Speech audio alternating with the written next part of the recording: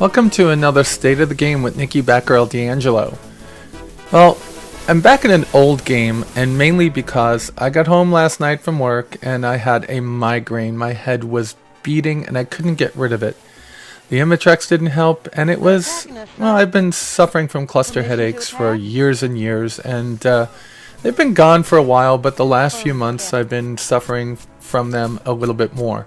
So I got home, I passed out, I went to sleep. I woke up and I decided it was time to do a state of the game, so I went to go get some footage. I always try to bring some new footage instead of recycling some old footage. I logged into my computer and attempted to get on the internet. Well, the internet was down for some reason. I looked outside, it was windy, it was rainy, it was icy, it was all sorts of wonderful things happening, and I just couldn't get logged in to Star Citizen no matter what I tried.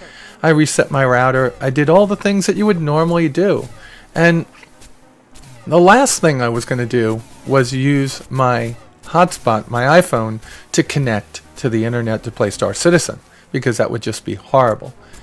So I sat there and I twiddled my thumbs for a little bit and I said, you know what? Let me see what else I have. So I started going through my games. There was Elite Dangerous. Nope, that's not going to work. There was World of Tanks. There was War Thunder. Nope, that's not going to work. And little by little, WoW, Lord of the Rings Online, ESO, little by little, it was becoming apparent that every one of my games needed to be, I needed to be online to play. And that brought up something that I remembered hearing a while back about how Frontier had limited the Elite Dangerous to be, you needed a low-level internet connection to play, at least. And it started making me think, well, I have to have some games on my computer I could play without the internet. And I started looking through, and there were a couple that I really love to play, like Total War Napoleon and of course, the Kerbal Space Program and a couple of others, but I really wanted to get in to a game and have some action. And then I looked at my good old games folder and said, you know what? I'm talking about Chris Roberts' game. Let me bring up one of his. And since I had already just recently finished Wing Commander, I opened up Wing Commander 2. And you're going to see this as the background. So what I'm going to be talking to you about is this. It's going to be two things, and it's going to be short today. I am very excited about Squadron 42 and its drop-in multiplayer, but what I'm most excited about is the ability to play that game offline when I want to, not to be connected. And the reason for that is sometimes my experience in a game I want to be personal. I don't want it to be interfered with by having to fend off pirates or other players that might be looking for some PvP fun. The other piece is, I love a rich storyline, and I love the feeling of accomplishment by finishing missions. Yes, quests and, maybe finishing a awesome supply run is going to be something I'll look forward to in Star Citizen. But this is the type of game that's always grabbed me. And it was way back in 1990 that I was grabbed the first time into playing something that wasn't just an action game, but was an action game with a rich storyline behind it. So I'm wondering, what type of things are you looking forward to inside of the whole Star Citizen universe? Is Squadron 42 something that you're looking for? Because I know it is for me. And I talked a little bit about the manual last week, and then I got an opportunity to talk to Ben. You're not going to hear it because the 5 for Ben Lesnick that I recorded last week was on a very bad internet connection. He was in Austin, and also I had my preamp, my interface, actually after 10 years die. Now I have a backup, and I didn't know it died. When I listened to the audio, it was all scratchy. But Ben and I talked about the manual, and we talked about missions, and we talked about quests. And he said that there's a lot of things that he can't talk about, but that, yes, we're going to have this rich, engaging storyline. And then he said, start looking at the website over the next couple of months. And something grabbed me. I don't have to look over the website over the next couple of months. I could go back and I can read things like the Origin, Jumpworks, recall on the 300 series because the weapons were overheating. And then again, just recently, the Aurora, the RSI recall or apology letter for those things happening on their ship. So little by little, things are drawing us in. And I like this. I like this part of a game because I am a role player. I am somebody that wants to be part of that universe when I play a game. I love the lore behind things, and I love the way it's delivered by Chris Roberts. I think that when it comes to space games, Chris Roberts is going to do for the space-based MMO what Blizzard did for the fantasy-based MMO. And that's not saying he's going to dumb it down and make it for everyone. That's saying that they're going to have a lot of stories in it and a lot of cutscenes and a lot of awesome things that will go on. So Ben went on to talk about a few things that they had in mind for the game, which was to be missions that would be story driven, that would be starting later on down the road for different professions. And yes, there are professions or careers that you can have or skills that you could take up. I don't know how to explain it. We know about the different mechanics already, the salvage, the exploration, and I guess there's like this person that's the repair and fix it and create inside of the hangars that are modding and overclocking weapons and systems for your ship. So there's going to be a lot of things that go on. But they're going to try to build stories around those different types of tasks, different types of mechanics that are going to be in the game. The big piece for me, though, and I'm going to get back to it, is going to be Squadron 42. They're keeping a lot under hat. A year ago, well, 11 months ago, when I visited CIG, I was walking around the office with Will. It was one of his first weeks there, and we walked into David Haddock's office, and I started talking to David Haddock, and I don't think I met David Ladyman there that day. I met somebody else that was working on one of the many different commercials we've already seen. And up on the board behind the two of them was essentially an outline of the Squadron 42 campaign. I remember putting my back to the wall. Yes, a lot of you would love to have had me take a picture with my iPhone, which was in my hand, and I didn't really snap that many pictures when I was there. But I turned my back because I didn't want to know what their ideas were, because I didn't want it to be spoiled for me. But it is the thing I'm looking forward to the most. What do we know so far? Well, not too much. We know that we're going to start the game in this big giant battle around the mining station. We know that we're most likely going to start the game in something like a Gladius and move up to the Hornet over time.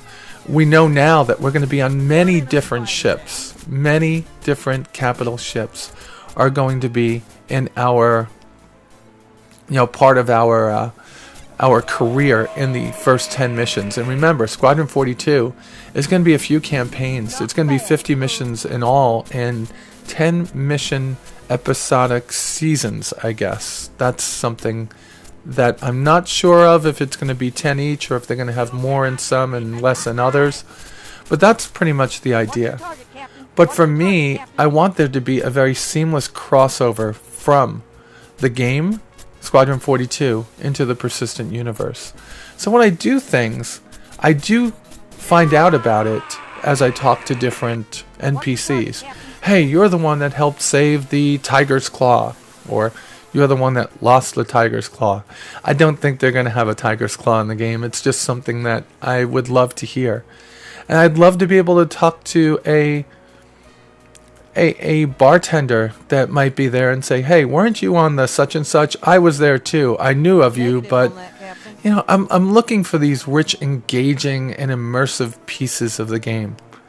Oh, and before some of you look at this game and start looking, start saying, hey, these graphics are horrible. Way back in the day, this 16-bit color graphics was absolutely amazing. It was the best that we were going to get. And Chris took a amazing engine and put an amazing storyline behind it, and that's what I'm looking forward to in the game. Now, as far as offline and online, now, obviously Star Citizen is going to be a game that's played online. I would love there to be an offline element to it, but that might mean running a server in your own home, which means a second computer, possibly. But the whole online-offline thing is beginning to make me wonder. I have a lot more fun in games like WoW, in games like War Thunder and World of Tanks and other massively multiplayer online games. But sometimes, like I said, I just want to be by myself. Or something like last night happens where I don't have a connection, which happens a lot in the South. In the summertime, when it's, well, I should say in the springtime, as the weather goes from cold to warm, we get massive storms here, and we may lose a little bit of connectivity to Comcast over the course of an hour to, well, I remember one time it was like 3 days because the D-Slam or whatever the connection in our neighborhood got essentially blown up by a surge. So I would love for there to be this offline component. And I'm not getting from them the message that it won't be. I'm getting that Squadron 42 is going to be fully playable offline. The problem there was, and I talked about this in the beginning, Frontier promised the same thing about Elite Dangerous. They promised an offline component, and then they took it back. Now the problem there is that Elite is a one-trick pony, and I don't mean it's not a big, giant, immersive, wonderful game for the people that play it, because I'd agree with anyone that says it's a damn fine game. I only can say this though.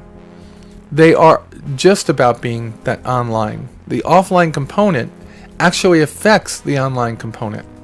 So because of that, they need this low bandwidth internet connection to be able to update things like missions, to be able to update things like reputations in game, and to be able to update things like the prices on the markets in the different systems.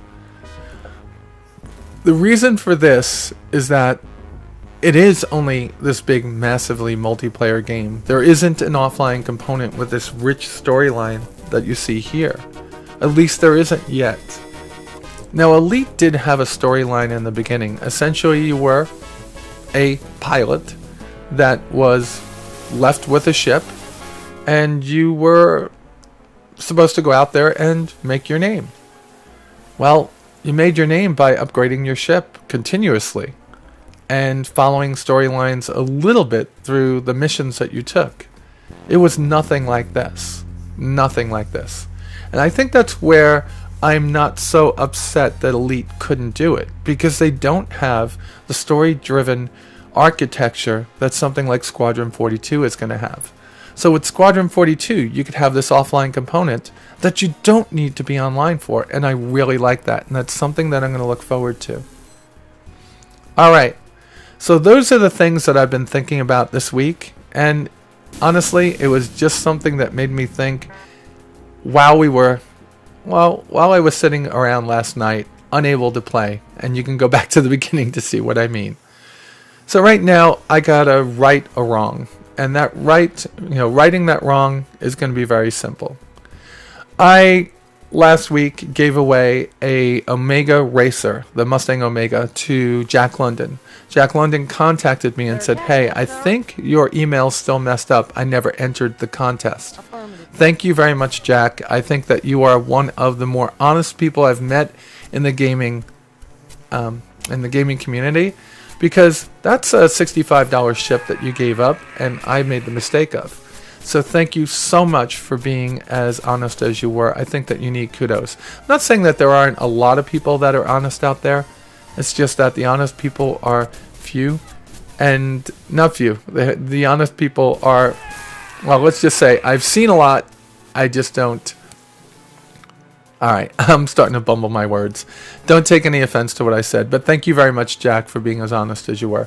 So I'm going to pick another name right now. I'm not recording it, but I promise you, the names in it are Gerald Schott, Austin Gorman, Ben Mowbray, Richard Brigoff, Stephen Samuelson, Ben DeVinny, Hux, Kamen, Field Smith, Karen McCoy, Mark Rashad, Sean Kelly, Glenn R., Darth Pulvin, Daryl Fielder, Tilo Leininger, I can't pronounce it, and John Max Hammond. I went through everything I could, and those are the ones I found. And the winner is Gerald Schott. Congratulations on winning the Mustang Omega. That's pretty freaking cool. All right, Gerald is one of the people that makes sure that he sends me an entry to every one of my episodes and contests, and I don't think he's ever won, and finally he has. Congratulations. All right, we're going to have a little bit of an ending here with just what's coming up this week. I am actually doing 2 Star Citizen AAs this week, and it's only because there's an immense amount of information, and I don't want to put out another 30 to 40-minute show. I'd rather put out 2 20-minute shows, one early in the week, like tomorrow, one later in the week, like Thursday or Friday. And with that said, you guys could just watch the ending of this one mission. And I will say this, you all be safe out there, and I will talk to you soon.